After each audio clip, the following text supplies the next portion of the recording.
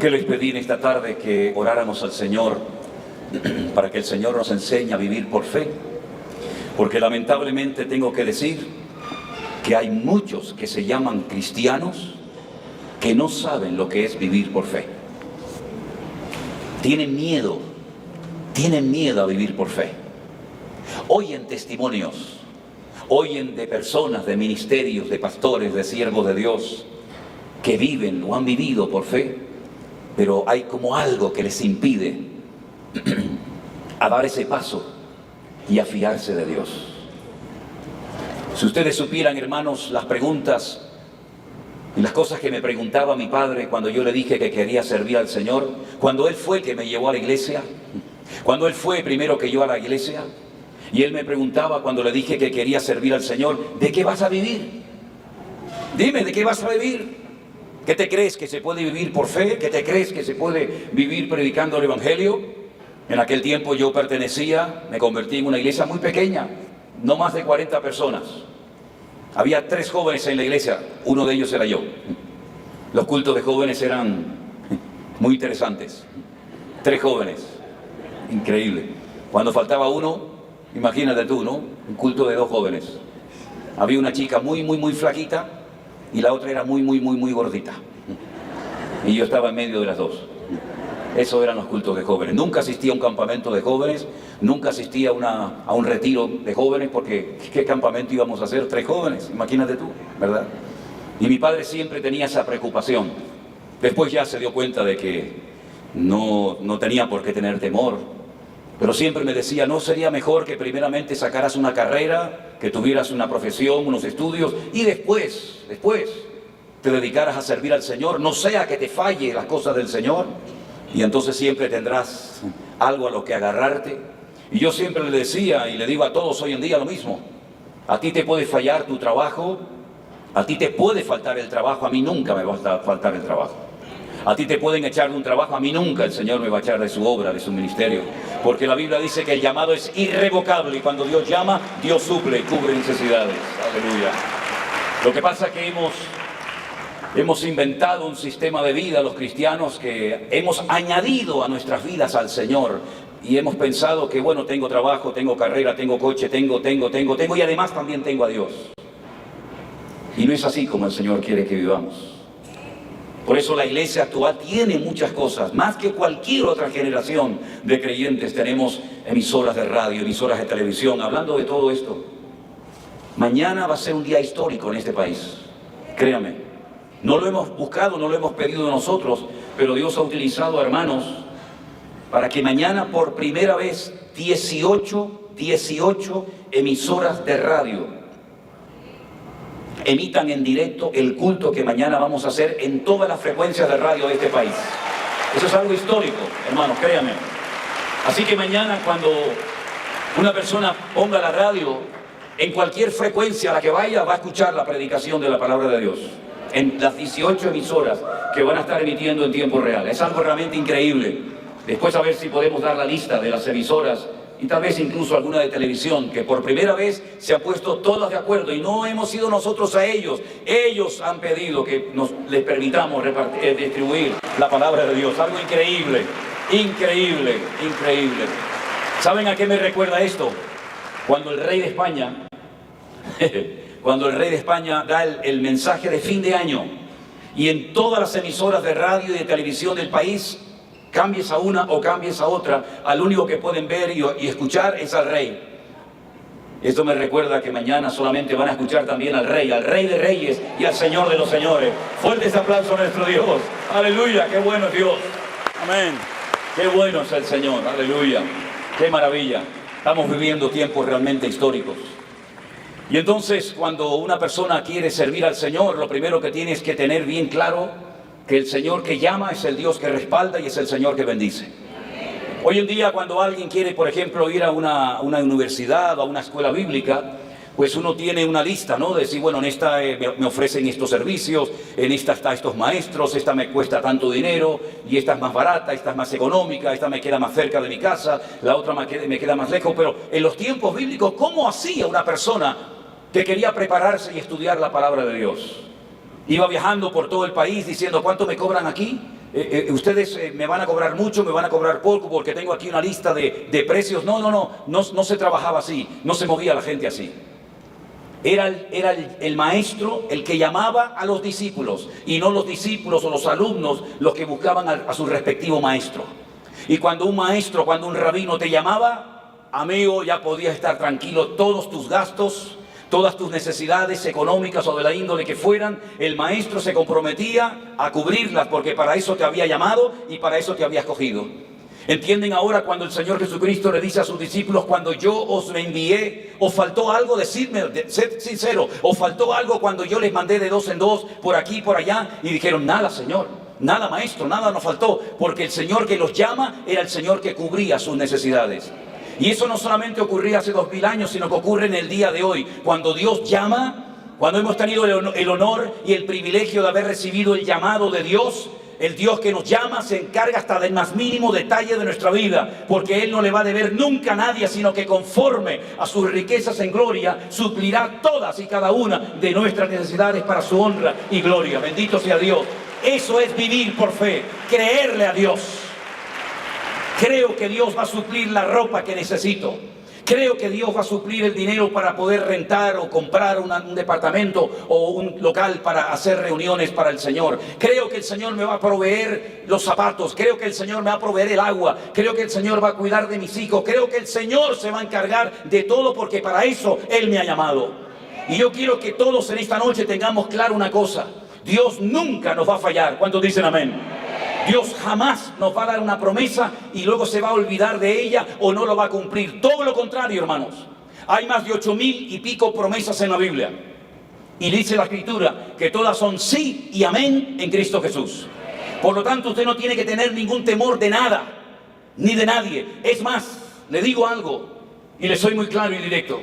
El Señor dice que los gentiles, es decir, los inconversos, los que no han tenido un encuentro y una experiencia con Él, son los que están todo el día preocupándose por la ropa, por la comida, por el vestido, qué voy a hacer, cómo voy a pagar esto y cómo voy a pagar aquello. El Señor nos enseña otro estilo, otro modelo de vida, y Él dice: lo que ustedes tienen que hacer es lo siguiente, escúchenme bien.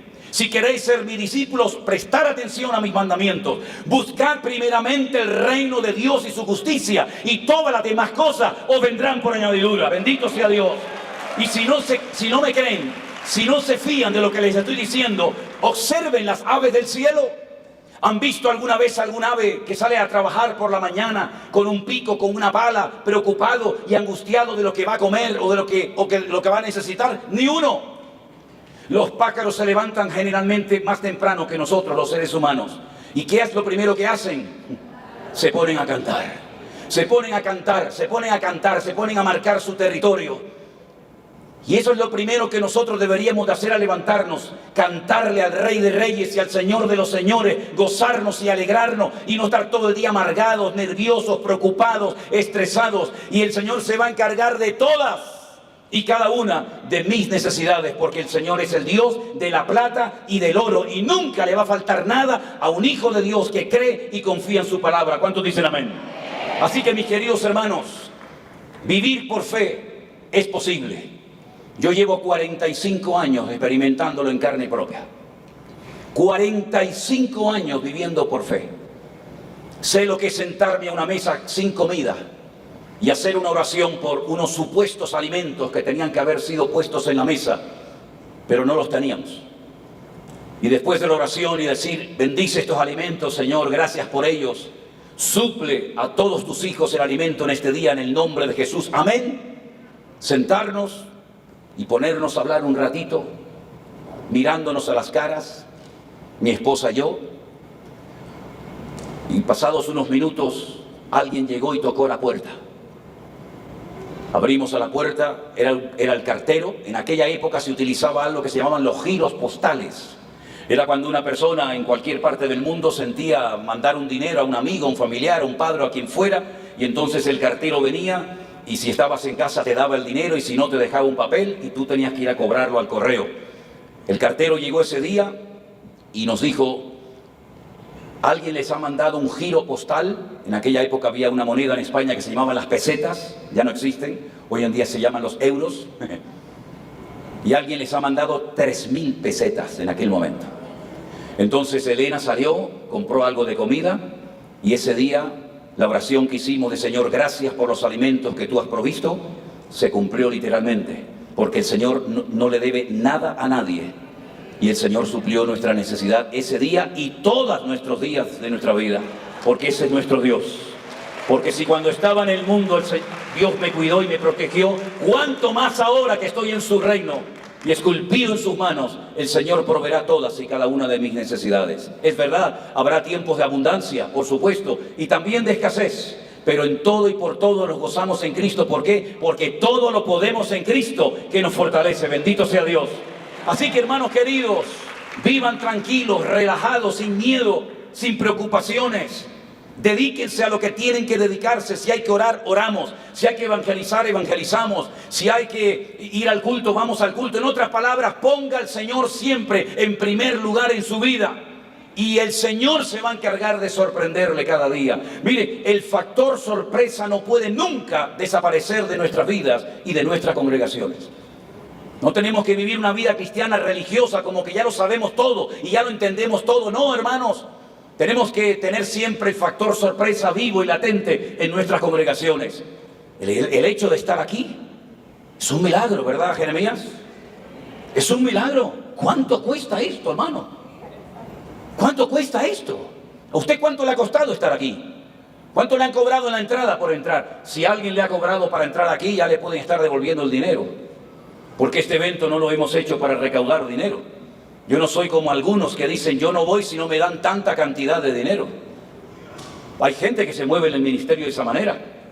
Tienen como un caché y dicen, yo necesito o quiero tanto dinero. Hace poco fue a España un predicador muy famoso de Estados Unidos. Yo por supuesto no fui, evidentemente, pero él pedía 1 millón de euros. Porque el Señor había puesto en su corazón que tenía que ir a España. Menos mal que se lo puso el Señor que fuera a España, ¿eh? Pues si el Señor querido te puso en tu corazón que fueras a España, aunque tuvieras tú que poner plata para predicar, tenías que haberla puesto, porque si el Señor me pone a mí algo en mi corazón, con dinero o sin dinero, yo sé quién es el Rey, y el Rey es el Señor Jesucristo, y Él se va a encargar de todo. Bendito sea Dios. Pero es así como se mueve mucha gente. Pero esto que ustedes ven es un regalo, una bendición del Señor, porque ha habido gente que ha sentido en su corazón proveer para que esas sillas alquiladas usted las pudiera utilizar en esta tarde, y este equipo de sonido y este salón maravilloso. Por eso, mis queridos hermanos, cuando nosotros hacemos nuestra parte, usted no tiene que tener ningún temor en absoluto de que si está moviéndose no por emociones, ojo, no por sentimientos, sino por la voluntad de Dios, porque dice Romanos capítulo 8 que los verdaderos hijos de Dios son los que son guiados por el Espíritu Santo de Dios. Cuidado con eso. No es por afán de protagonismo, no es por dinero, por ganancia deshonesta, no, sino porque Dios ha puesto en mi corazón que hagamos esto o que hagamos aquello. Si el Señor le ha puesto en su corazón carga por hacer algo, no se preocupe, más bien ocúpese de agradar al Señor, y Él se va a encargar hasta del más mínimo detalle de su vida. Ya sé que para algunos lo que les estoy diciendo les suena a japonés, les suena a chino. Porque algunas personas viven con el temor de decir, pero ¿y si Dios me falla? Dios nunca te va a fallar, mi querido hermano. El Señor es fiel y el Señor nunca te va a abandonar. Y dice que ninguno de los que creemos en Él seremos avergonzados, sino todo lo contrario. Y el mundo está, hermanos, necesitando ver a un pueblo que verdaderamente no solamente se goza y alaba y glorifica al Señor, sino que vive lo que dice que cree. Porque no hay nada peor que una persona que diga que cree una cosa y después con sus hechos la niega o hace algo todo lo contrario. Así que por lo tanto, mis queridos hermanos, confiemos en el Señor. La fe es un ingrediente fundamental para poder vivir una vida cristiana victoriosa. Sin fe es totalmente imposible. Eso es, agradar a Dios. No se puede agradar a Dios si usted no tiene fe. Evidentemente, cuando vamos a la Biblia y analizamos este tema, nos encontramos expresiones como grande es tu fe. O también esta otra que dice, hombre de poca fe, ¿por qué dudaste? Y nos encontramos a personas que el Señor las admiró y las alabó públicamente por la fe que demostraron tener. Y también el Señor llamó y corrigió y amonestó a Pedro en un momento determinado porque dudó y le dijo, ¿por qué dudaste? Hombre de poca fe. También encontramos en la Biblia que hay personas enfermas que no podían moverse, pero que fueron llevadas a los pies de Cristo. Y dice la Biblia, cuando Jesús vio la fe de ellos, le dijo al paralítico, tus pecados te son perdonados. Y posteriormente le dijo, levántate, toma tu lecho y anda, ¿verdad? Y también una vez le dijo a un padre que había traído a su hijo con problemas espirituales muy serios, al que cree, todo le es posible. Algún día nos tendremos que despedir de la fe. Le daremos las gracias a la fe, le daremos las gracias a la oración por habernos acompañado durante muchos años y le diremos gracias oración, gracias fe, por haber sido mi compañera fiel de viajes. Cuando lleguemos a la presencia del Señor no vamos a necesitar fe para nada. Todo lo que hemos creído por fe lo vamos a poder contemplar y tocar con nuestras manos. Y la oración ya no será necesaria porque todas nuestras peticiones se habrán realizado y nuestros sueños se habrán cumplido. Pero de momento tenemos que pedir al Señor con fe y no dudando, porque dice la Biblia que el que duda es semejante a la onda del mar. Pero que el que pida, dice la Biblia, pida con fe. Porque el Señor nos da una promesa preciosa a la hora de pedir. Y sé que ustedes la saben, porque son una de las primeras promesas o versículos que aprendemos de la Biblia de memoria. Dice, pedid, llamad, buscad y hallaréis. Eso lo dice el Señor, no son palabras mías. Simplemente repito lo que Él nos enseñó. Y les enseño y les recuerdo lo que Él nos enseñó que hiciéramos. Pedir, buscar, pero con fe. Y añadió algo más que a mí siempre me ha impactado y me ha sacudido el alma. Cuando dijo el Señor, porque si vosotros siendo malos sabéis dar buenas dádivas a vuestros hijos, cuánto más mi Padre Celestial os dará las cosas que ustedes necesiten. ¿Cuántos tienen hijos o cuántos tienen nietos en este salón? Yo tengo un solo nieto y me tiene loco. Es lo que más echo de menos, de verdad. Lo paso muy bien con él, aunque a veces me hace enfadar también, Pero cualquier cosa que me pida, mi mujer y su madre, Priscila, mi hija, dice, papá, estás malcriando al niño. Le digo, bueno, déjame, hombre, déjame que lo malcríe un poco, ya que contigo fui tan dura. Dice, a mí me tenías con vara de hierro. Digo, bueno, pues ya se me perdió la vara de hierro y ahora tengo una de cartón. Y cuando entra a mi oficina, me toca las guitarras, me las desafina. Digo, madre mía, me deja todo desordenado. Le digo, ven aquí, ordéname todo. Sale corriendo, más así. Es increíble el enano este, ¿no? Cualquier cosa que nos pidan, se las damos o las buscamos, ¿verdad? Hermanos queridos, y nuestro Dios, creemos que nuestro Dios es más duro, más severo que nosotros con nuestros nietos o con nuestros hijos. Si tú te enteraras de que tu hija, tu hijo, tu nieto o tu nieta necesita un miembro de tu cuerpo y tú se lo podrías dar, ¿se lo darías? Sin pensarlo dos veces, ¿verdad? Sin pensarlo dos veces.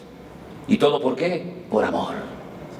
Y nuestro amor es, hermanos, es finito, es limitado. No tenemos todo el amor, ni toda la fe, ni toda la sabiduría, ni todo el conocimiento del mundo. Pero con lo que tenemos, seríamos capaces de hacer cualquier sacrificio por amor a nuestros hijos o a nuestros seres queridos. Pero que Él no tiene que hacer ningún esfuerzo para amarnos, porque Él se define como Dios es amor. Bendito sea Dios. Y por eso a Dios no le cuesta soportar tus debilidades o tus pecados o tus rebeldías. Claro, le desagradamos, le entristecemos el corazón, pero Dios nunca te va a dejar de amar, por muy lejos que te hayas separado, por muy profundo que hayas caído. El Señor te ama y por eso en esta tarde te ha traído para que tú recuerdes y sepas que el Señor te sigue amando. Y aunque nosotros le seamos infieles, Él permanecerá siempre fiel. Y Él estará siempre a nuestro lado. Y hermano, en nuestra rebeldía, si nos humillamos y le buscamos de corazón, el Señor nos bendecirá y responderá a nuestro clamor. Y si no, piensen en el libro de Jonás. No hay un personaje más raro en la Biblia que Jonás. ¿Qué les parece, hermanos? Un hombre que sabe la voluntad de Dios para su vida. Hay muchos creyentes, yo he conocido, hermanos, a muchos creyentes que no saben ni siquiera los dones que tienen. Le preguntas a muchos cristianos, hermanos, ¿cuál es tu don? No sé. No sé si tengo alguno, me dicen algunos. Jonás sabía perfectamente lo que tenía que hacer con su vida, con su ministerio, con su tiempo, lo sabía. Tienes que levantarte e irte a una ciudad llamada Nínive, porque si no se arrepienten la voy a destruir, y tienes que predicarles la palabra. No tenía ni que orar, ni ayunar, ni pedir consejería. Él sabía dónde tenía que ir y el mensaje que tenía que dar. ¿Piensan ustedes que fue un siervo de Dios fiel y obediente al llamado? Nada que ver, hermanos. En el caso de que viviera en Jerusalén, huyendo o pretendiendo, creyendo que se podía huir de la presencia del Señor, se coge y se va de Jerusalén a la costa, a una ciudad que nosotros la conocemos como Jope, pero que se llama Jaffa. Y allí casualmente encontró un barco que se iba a España, a Tarsis, no a Tenerife, se iba al sur de España, y dice que pagó su pasaje, capaz de gastarse el dinero con tal de no cumplir con el llamado y la bendición de Dios para su vida.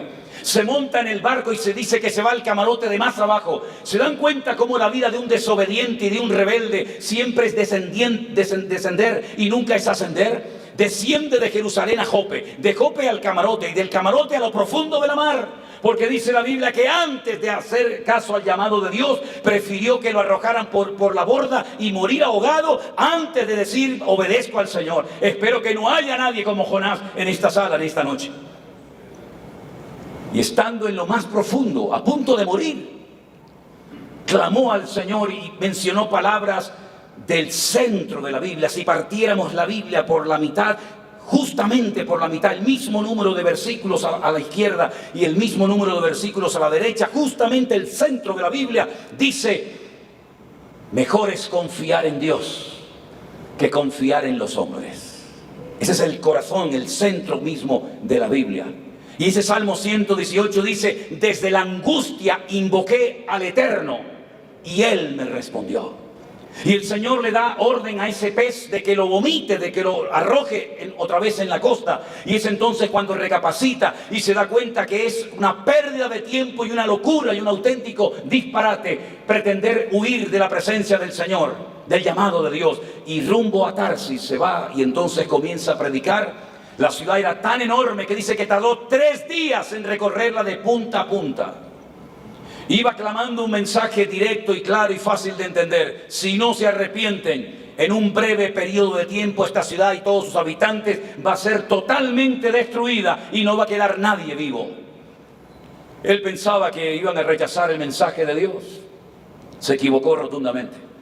La Biblia dice que el rey mandó ayunar a todo el país, a toda la ciudad de Nínive, y se arrepintieron de corazón delante de Dios. Y entonces Jonás se pone a cantar, se pone a darle gracias al Señor porque ha sido la primera persona en la historia que, dando un mensaje, ha hecho que toda una ciudad se arrepienta y se humille delante de Dios. ¿Creen que ocurrió eso, hermanos? Nada que ver. Se enfadó porque la gente se convertía.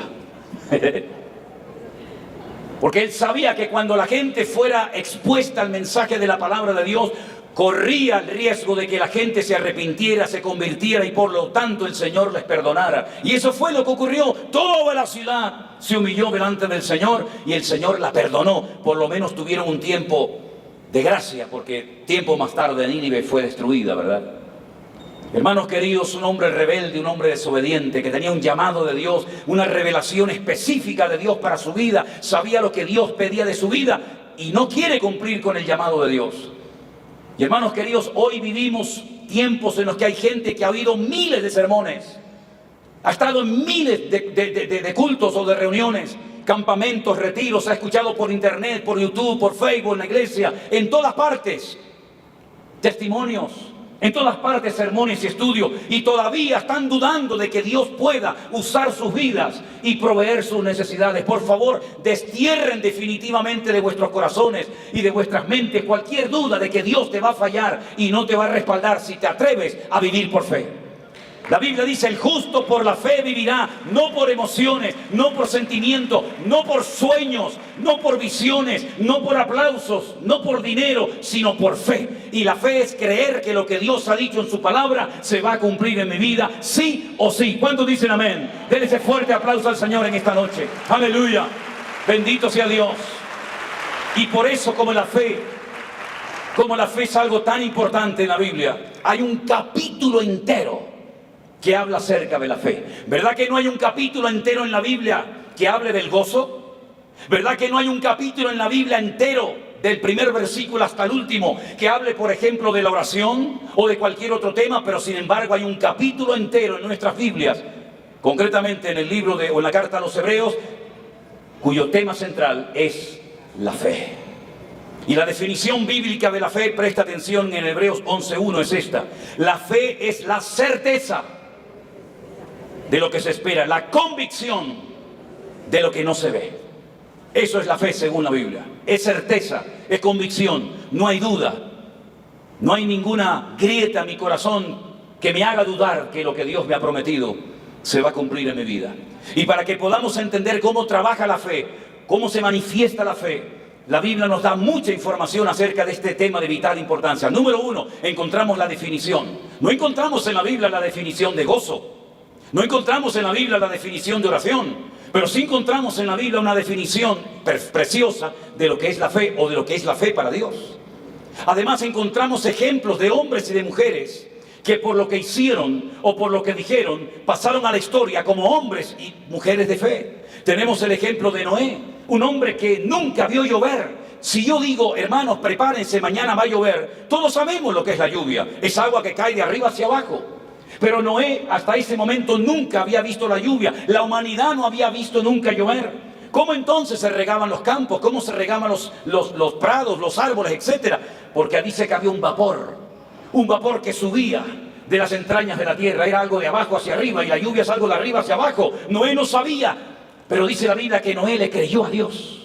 Y Dios le dijo, va a caer tanta agua de tal manera que va a ocurrir algo que no ha ocurrido nunca. Las aguas de arriba se van a juntar con las aguas de abajo y todo se va a negar. Da igual si subes al monte más alto del mundo, hasta allí llegará el nivel del agua. Cuando el Señor en Génesis capítulo 1 comienza a dar órdenes a la creación, me llama mucho la atención que cuando Él dijo, sepárense las aguas, y dice que las aguas se separaron, luego estaban todas juntas, era como un globo de esto, lleno de agua. Él dio una orden y parte de esas aguas, millones de toneladas de metros cúbicos de agua, se separaron las unas de las otras y se fueron arriba, y las otras se mantienen abajo y nunca más se han vuelto a juntar. Es algo realmente increíble. Y cuando se separaron las aguas, salió la tierra. Luego ya la tierra existía antes de la creación de las aguas, o de la separación de las aguas. Y lo que iba a ocurrir en el diluvio es que nuevamente Dios daría la orden de que las aguas de arriba y las aguas de abajo se volvieran a juntar. ¿Cómo va a sobrevivir un animal, un pájaro, un ser humano en semejante cataclismo? ¡Imposible! Pero Dios le reveló a Noé la forma de poder salvarse él y toda la humanidad. Y le dijo, tienes que construir un enorme barco gigantesco. Y tienes que estar durante mucho tiempo almacenando comida, almacenando agua, buscando animales. Porque va a caer un diluvio tan inmenso que los que no vivan, los que no se introduzcan en ese nuevo modelo de vida, van a perder la vida.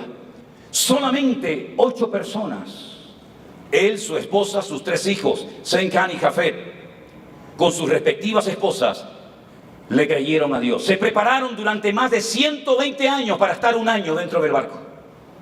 Es decir, siempre hay más tiempo de preparación que tiempo a lo mejor de ser usados en la obra o en cualquier otra función del ministerio. 120 años haciendo un transatlántico de más de 300 metros de largo, mucho más grande que esta nave, que este salón, mucho más grande y más alto.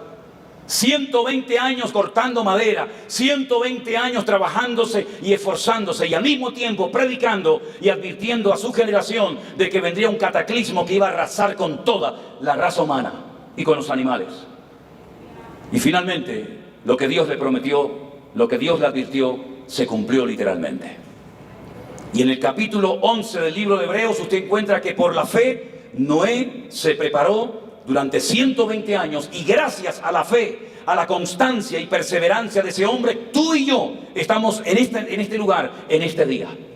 Si Noé hubiera dudado de Dios, si no se hubiera preparado, si no hubiera construido Noé el arca, la raza humana hubiera sido arrasada de la faz de la tierra y se hubiera perdido todo lo que Dios había creado. Fíjense la gratitud que tenemos que tenerle, por supuesto, al Señor, pero también a Noé. Cuando vayamos al cielo, por favor, salúdenlo y díganle, Noé, muchas gracias, porque gracias a ti fui padre, fui madre, fui hijo, tuve nieto, gocé de la vida, pude predicar, fundé iglesia, viajé por aquí, saludé al otro. Gracias, Noé, por haber sido un hombre de fe, porque tu fe no solamente te salvó a ti, sino también me salvó a mí y a mi descendencia. Bendito sea nuestro Dios. La fe es contagiosa y la fe salpica generaciones. Aleluya. Gloria a Dios. Qué tremendo personaje, qué tremendo hombre, de verdad, increíble. Una fe constante, una fe perseverante, un día y otro día, un mes, una semana, un año, hasta que finalmente dijo: Señor, terminé tu obra, ¿ahora qué hacemos? Métete dentro. Dice que Jehová su Dios cerró la puerta y comenzó a llover durante 40 días y 40 noches permanentemente, hasta que finalmente todo desapareció. Y saben, ahora he estado recientemente en Turquía, y saben dónde se posó el arca de Noé y dónde sigue estando: en el monte Ararat. Allí hay toneladas y toneladas de madera en lo alto de aquel inmenso monte, como testimonio de que el arca de Noé y el diluvio existieron hace miles de años atrás. Podríamos estar días, semanas, meses y probablemente años hablando de todos los hombres y mujeres que a lo largo de la historia, por lo que hicieron, por lo que dijeron y vivieron por fe, han sido una bendición y un ejemplo y una fuente de inspiración para todos y para cada uno de nosotros. Quiero mencionar algunos personajes. Miren, por ejemplo, Abraham. Abraham vivía muy bien. Abraham vivía en lo que es hoy en día Kuwait, Ur de los Caldeos. No sabemos cómo llegó el conocimiento de un Dios único a su vida, no lo sabemos. Él vivía en medio de una sociedad politeísta, donde adoraban a todo tipo de imágenes. Pero sin embargo, él un día oye la voz del único Dios vivo y verdadero que existe. Y Dios le dijo: sal de tu tierra, sal de tu parentela, a la tierra que yo te mostraré. Pero ¿dónde está esa tierra? ¿A dónde voy? ¿Al norte? ¿Al sur? ¿Al este? ¿Al oeste? Dice que salió sin saber a dónde iba. A veces va a haber momentos en la vida que vamos a saber lo que tenemos que hacer y decir, pero habrá muchos momentos que le vamos a decir en una sincera oración al Señor: Señor, no sé lo que tengo que hacer, ayúdame. Y es en ese momento cuando se te acaban las fuerzas y tu sabiduría y tu conocimiento, etcétera, etcétera, cuando Dios te va a decir: tú sigue adelante, que yo soy tu luz y tu salvación. Y dice que este hombre salió sin saber a dónde iba, pero según iba caminando, según iba avanzando y dejando atrás su pasado para adentrarse en una vida de aventura con Dios, fue descubriendo la esencia de Dios, los nombres de Dios, la naturaleza de Dios, y sobre todas las cosas se fue dando cuenta de que merece la pena renunciar a algo para obedecer y para agradar a Dios. Las promesas de Dios no se iban a cumplir en donde él vivía. Él tenía que romper con estructuras, con la sociedad, con la familia, con el materialismo, y aprender a fiarse de Dios. Y cuanto más se alejaba de Ur de los Caldeos, más se acercaba a la tierra prometida. Repito, salió sin saber a dónde iba, pero en Hebreos, no en el libro del Génesis, curiosamente, sino en la carta a los Hebreos capítulo 11 dice que salió sin saber a dónde iba, pero buscaba la ciudad cuyo arquitecto y fundador es Dios. A ver, vamos a repetir esto. Vamos a repetir esto. ¿Cómo?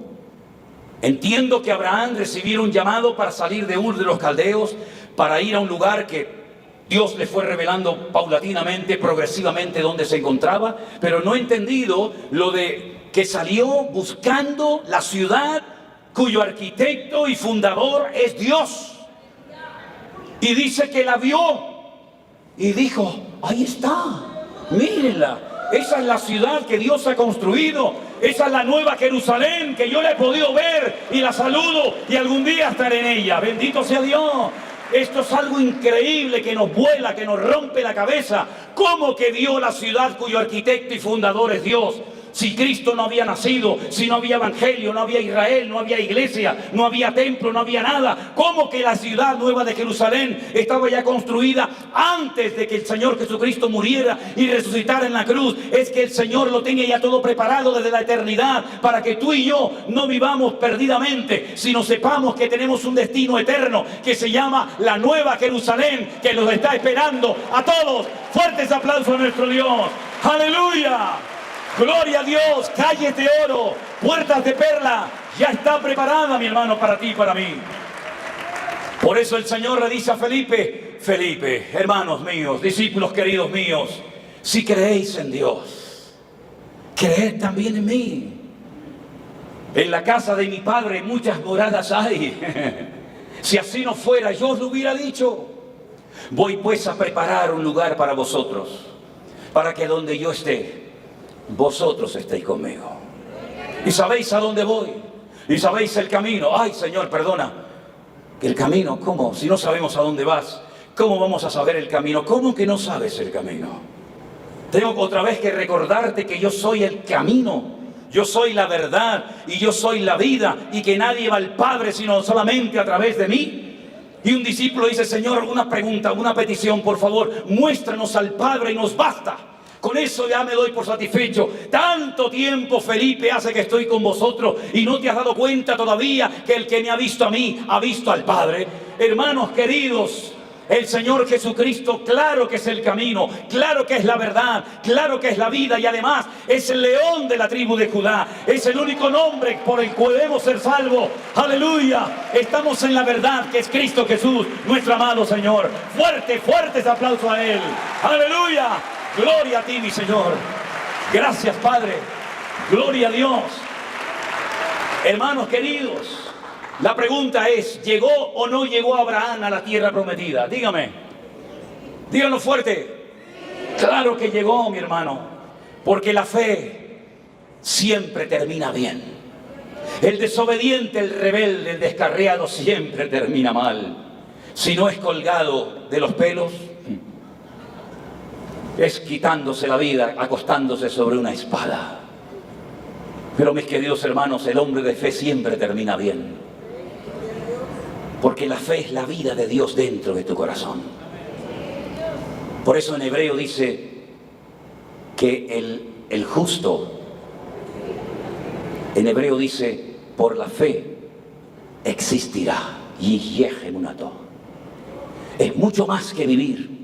Es la existencia misma. Es decir, podemos vivir,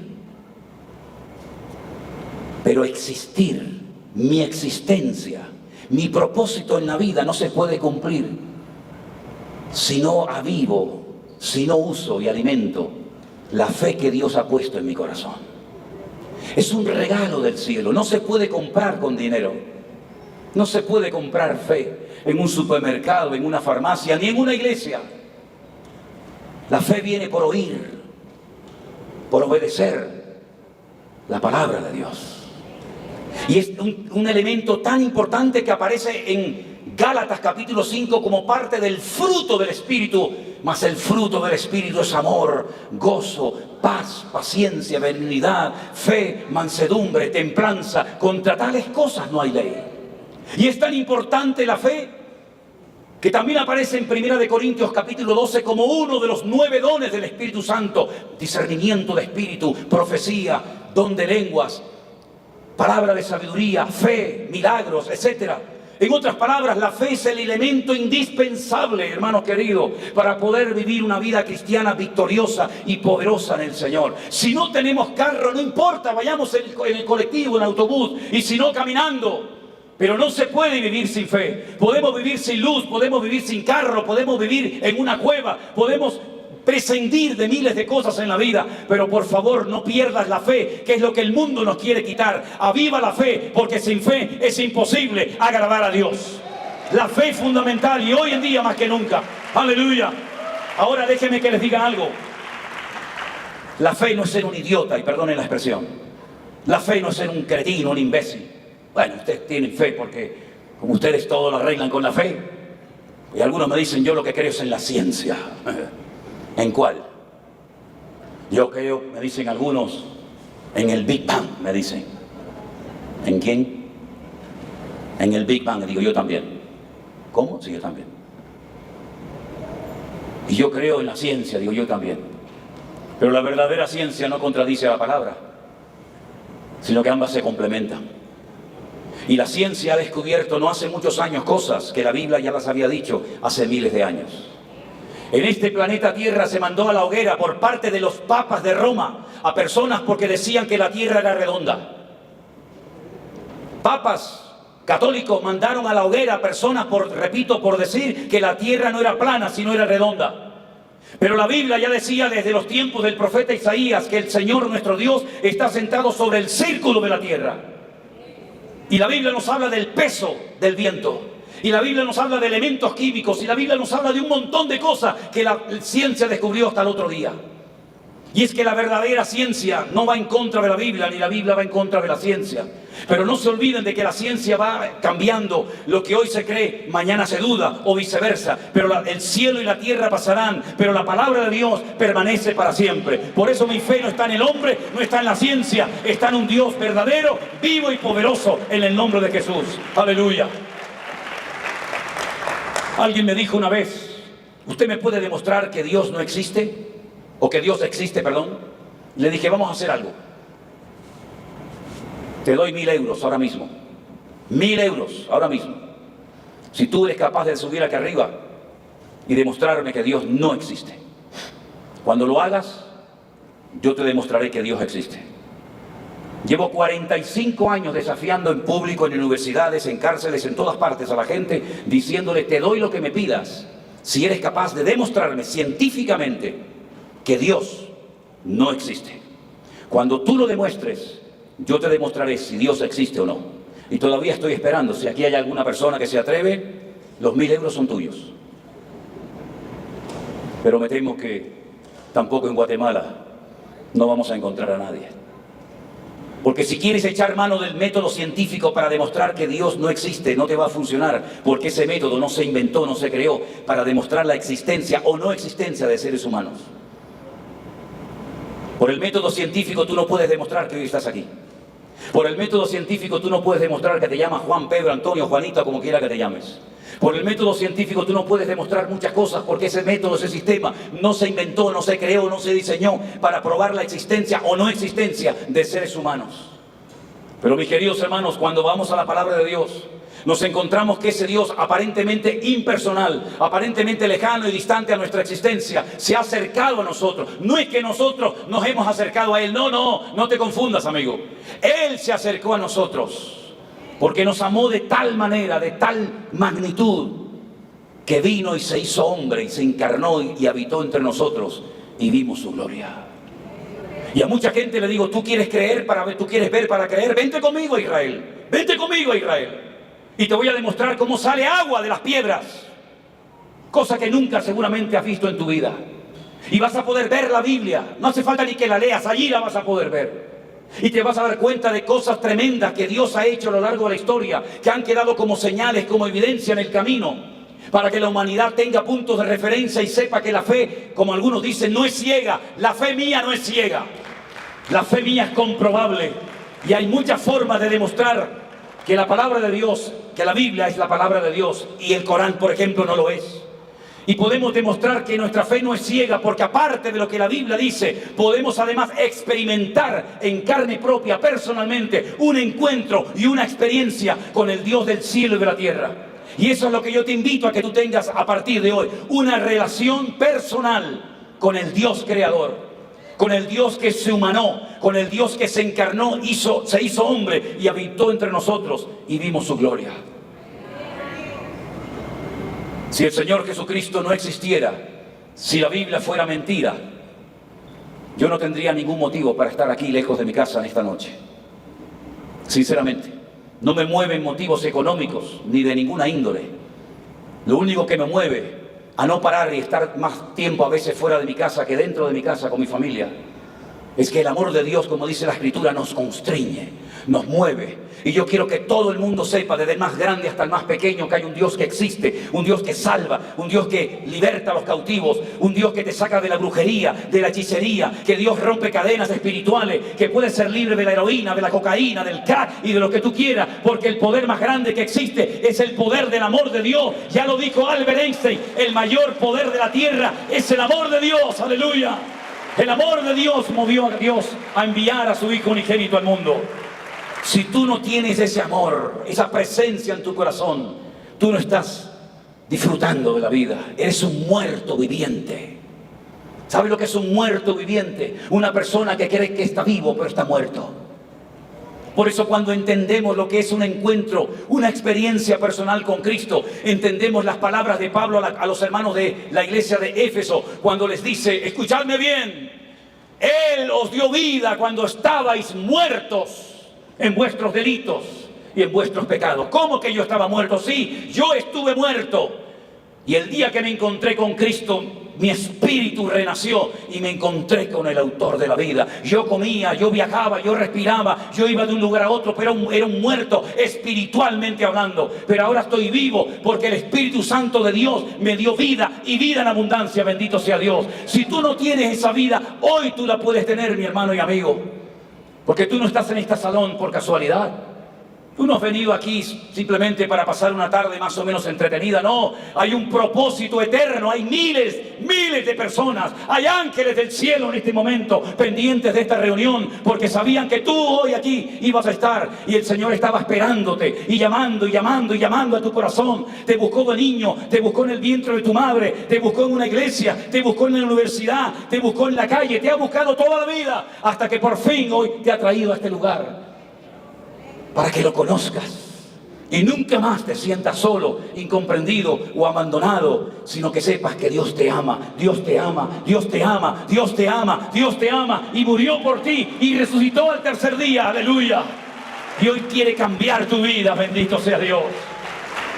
Cuando yo entendí esto y me entró en la cabeza que Dios me había amado desde el vientre de mi madre, entendí por qué mi madre a los 7 meses podía haberme abortado cuando se cayó rodando por una escalera porque un perro la atacó, y yo podía haber muerto ese día, pero Dios me cuidó. Y yo entendí por qué cuando me caí de aquel árbol, y cuando me atropelló aquel coche, y cuando me caí de aquel muro, y cuando me caí de aquel edificio, y ahí entendí por qué Dios me había cuidado, para que yo hoy estuviera aquí hablándote de Él, hablándote del amor de Dios. Aleluya. Dios tiene un plan maravilloso para tu vida. Bendito sea Dios. Yo nunca pensé dedicarme a esto, jamás. Nunca pensé ser pastor, nunca pensé en viajar a ningún lado, nunca pensé estar rodeado todo el santo día de gente. Al contrario, perdonen que les sea sincero, pero donde había gente yo salía corriendo. Las fotos las odié toda mi vida, para mí lo más ridículo. Y miren dónde me ha metido el Señor. Miren dónde me ha metido el Señor. Jamás en mi vida pensé hablar en público. Yo era la persona más cerrada y tímida y rara del mundo. Me daba vergüenza hablar a la gente, me caía mal todo el mundo, era rebelde sin causa. Estuve en 20.000 lugares, empecé 20.000 cosas y no terminé ninguna porque todo me aburría, todo me daba una insatisfacción constante y permanente, hasta que un día le dije en una iglesia pequeña allí en Canarias: yo no sé si esto es verdad, Dios. Yo no sé si esta gente es tan locos más que yo, o todo esto es verdad, pero si verdaderamente tú existes, yo quiero cambiar. Yo quiero conocerte. Repito, no sé si es verdad, no sé si me estás oyendo, no sé si me estoy volviendo loco como esta gente, pero si tú existes de verdad, yo hoy quiero dormir, por favor, Dios, yo quiero dormir. Quiero que me quites estos demonios que llevo dentro, que no me dejan en paz. No quiero ver estas sombras y estas voces. No quiero tener miedo, Señor. Si tú existes, cámbiame la vida. Y Dios me oyó. Dios me oyó. Y cuando yo miraba así, ahí estaban al lado. Y cuando miraba así, ahí estaban riéndose de mí. Pero cuando yo cerré mis ojos y oré a Dios, desaparecieron y nunca más me atormentaron. ¿Y saben qué, hermanos queridos? Me di cuenta de que Dios existe, no porque lo diga este libro, no porque lo diga un pastor, o un reverendo, o un apóstol, sino porque yo lo he vivido en carne propia. Y yo estuve durante muchísimos años, incluso siendo pastor, y a punto de ir a predicar. Durante el culto muchas veces decían: ¿pero dónde está? ¿Ha venido? ¿No ha venido? ¿Dónde está? Y yo estaba dentro de una sala y no paraba de sangrar por mi nariz, y sangraba y sangraba y sangraba, porque había consumido tantas cosas por mi nariz que tenía un tabique así de fino, un tabique nasal así de fino. Un simple golpe, un simple movimiento, ahí comenzaba a sangrar, un pañuelo por aquí, un pañuelo por allá. Para colmo, después me asfixiaba, se me quedaba cerrada la nariz, me asfixiaba. Y así estuve años, hasta que una noche, desesperado, en Argentina, en Buenos Aires, me estaba muriendo, hermanos. Estaba comenzando a asfixiar y le dije a Elena: estoy muy mal. No tengo la medicina, no tengo nada, no tengo el spray, no tengo las gotas, no tengo nada, estoy desesperado y estoy en un monte, ¿qué hago? Y entonces Elena, con esa parsimonia y esa calma, me dice, ¿y por qué no oramos?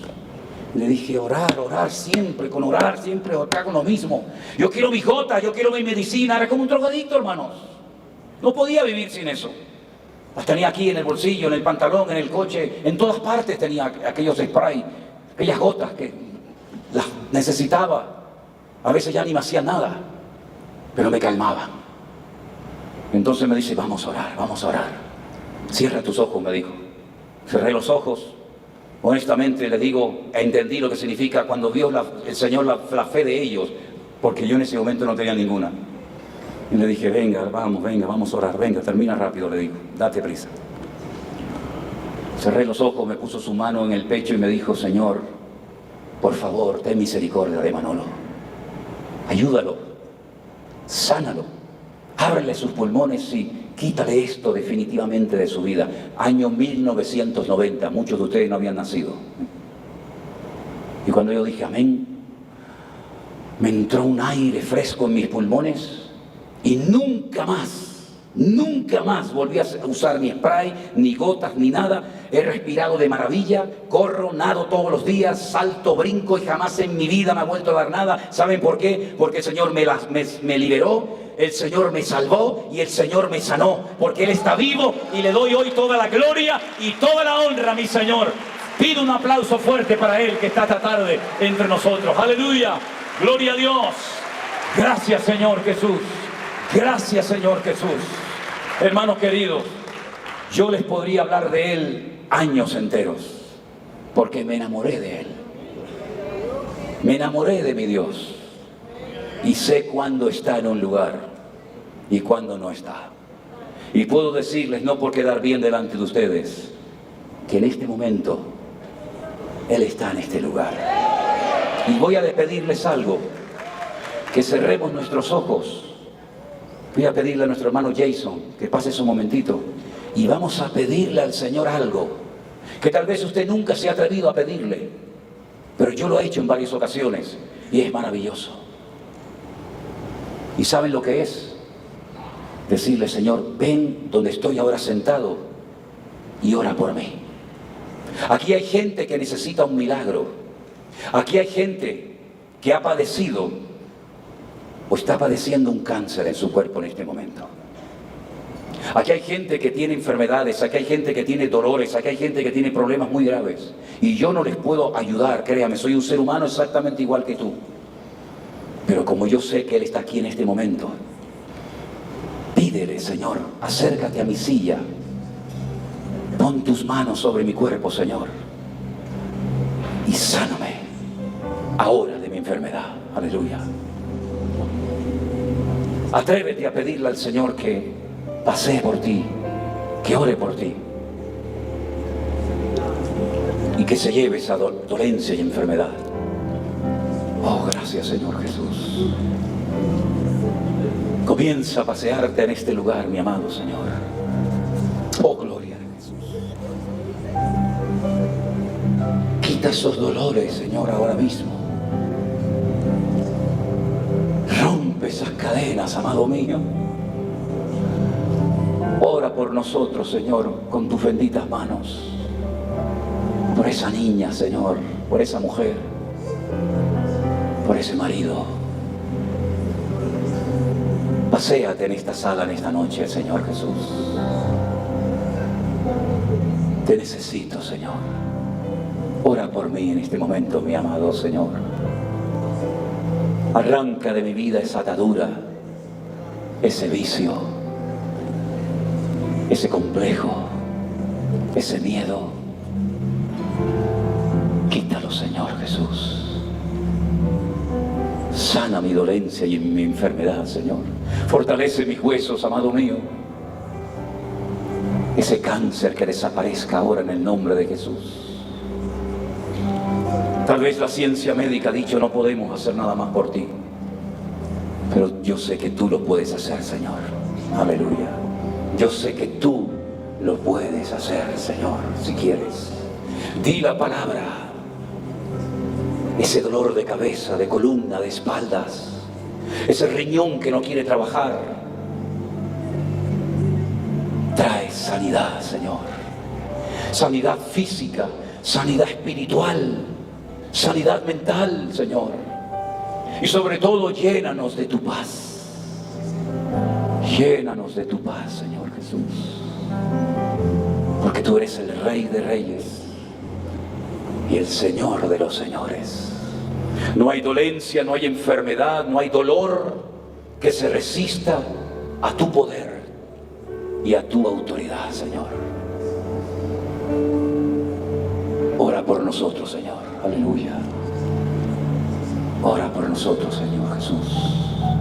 Aleluya. Aleluya. Te adoramos, Jesús. Ahora, Jesús. Ahora, Señor, toca. Ahora el Señor te está sanando. Aleluya. Sí. Ahora el Señor te está sanando. Gracias, Señor. Ahora el Señor te está liberando. Gracias. Ahora recibo mi milagro, Señor. Ahora oro por esa hija, por ese hijo enfermo, para que tú te lleves esa enfermedad, Señor. Para sorpresa de los médicos, para que vean que mi Dios es poderoso.